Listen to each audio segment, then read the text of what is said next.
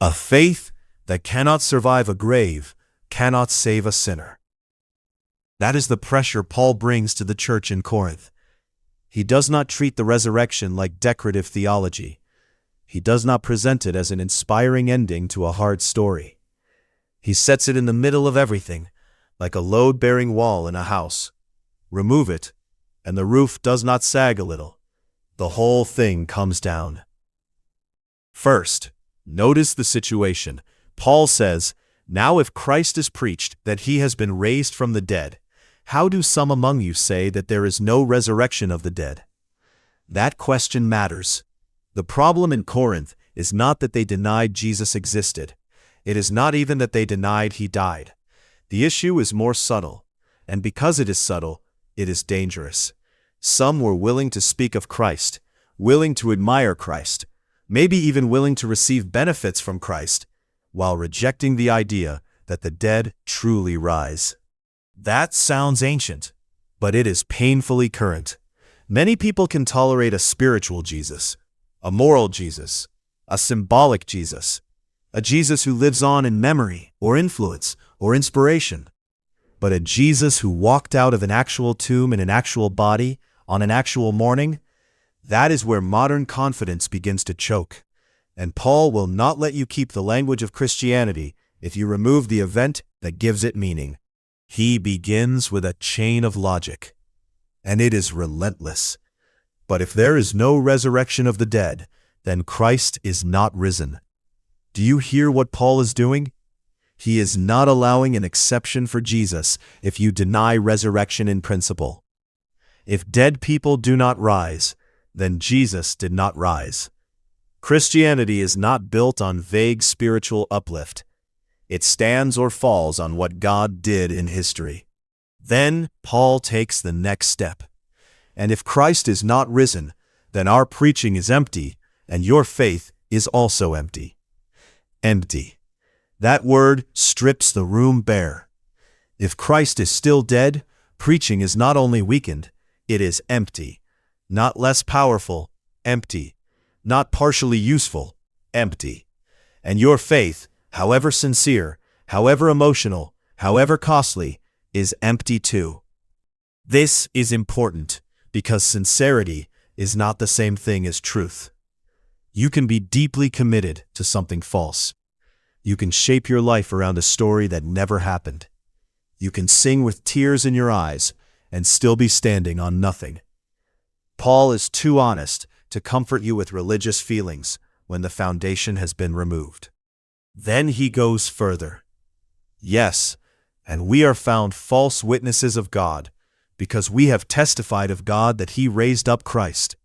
In other words, if the resurrection did not happen, the apostles are not misguided poets. They are false witnesses. They did not only overstate the meaning of Jesus, they lied about God. They claimed God acted when he did not act. They announced a miracle that never occurred.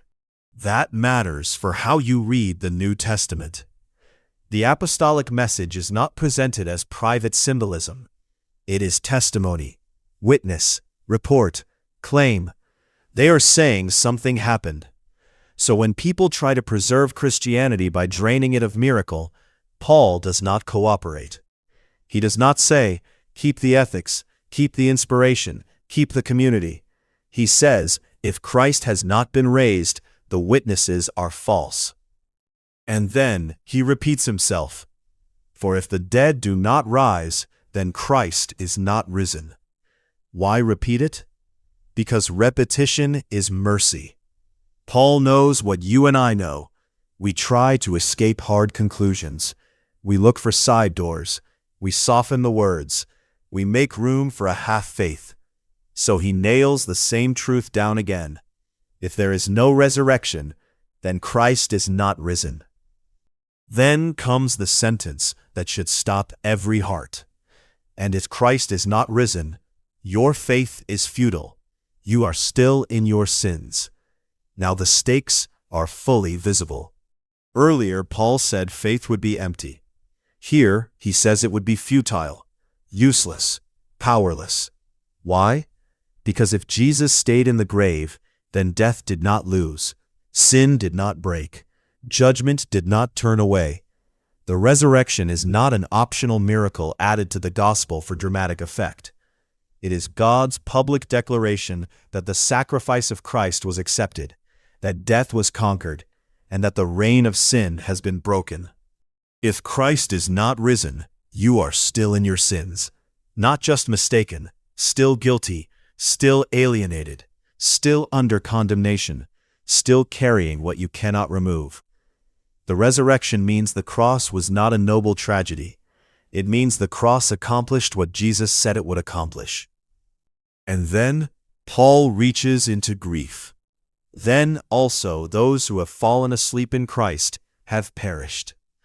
That phrase, fallen asleep, is tender. It was a way Christians spoke about believers who had died, not because death was unreal, but because death would not have the final word. But if Christ is not raised, then that tenderness becomes cruelty. Then those who died trusting him are simply gone, perished, no future, no awakening, no reunion, no victory. Do not miss how concrete Paul is. He is not arguing about abstract doctrine in a cold room. He is talking about graves, funerals, names spoken through tears. He is saying the resurrection of Jesus is the only reason Christian hope can stand beside a coffin and still tell the truth. Then he gives the final blow. If in this life only we have hope in Christ, we are of all men the most pitiable. Why most pitiable? Because Christians do not only adopt a comforting idea, they stake everything on a crucified and risen Lord. If that hope ends at the cemetery, then believers are not admirable for their devotion. They are pitiable for their delusion. Paul is not embarrassed by that conclusion. He would rather offend you with clarity than soothe you with fog. So what does all this mean? It means the resurrection is not a side doctrine for specialists. It is not the advanced class after you learn the basics. It is the center beam. Pull it out and preaching collapses. Faith collapses, forgiveness collapses, hope collapses, and the future collapses. And it means this: Christianity is gloriously testable. It makes claims in public. It is not asking you to leap into spiritual mood. It is calling you to trust a risen Christ. But there is another side to Paul's severe logic. Every terrible if in this passage throws light on a greater certainty. If Christ were not raised, faith would be futile. But Christ has been raised, so faith is not futile. If Christ were not raised, you would still be in your sins. But Christ has been raised, so there is forgiveness that is real, clean, and final. If Christ were not raised, the dead in Christ would have perished. But Christ has been raised, so the grave is not the end for those who belong to him. This is why the resurrection is not only evidence for Christianity, it is the engine of Christian hope. When you pray, you are not speaking into memory. When you repent, you are not appealing to a dead teacher. When you stand at a graveside, you are not whispering brave words into the dark. Jesus Christ is alive, not as metaphor, not as myth, alive. And because he lives, the gospel holds. Because he lives, sin does not get the last word. Because he lives, death is not ultimate. Because he lives, your faith can rest on something stronger than your feelings, stronger than your fears, stronger than the shifting confidence of an age that believes only what fits inside a locked room. Paul's argument is sharp, because love is sharp when lies are deadly.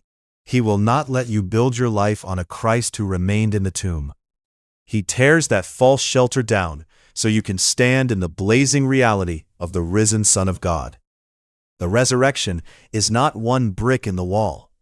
It is the foundation under your feet. This is extreme faith. Until next time.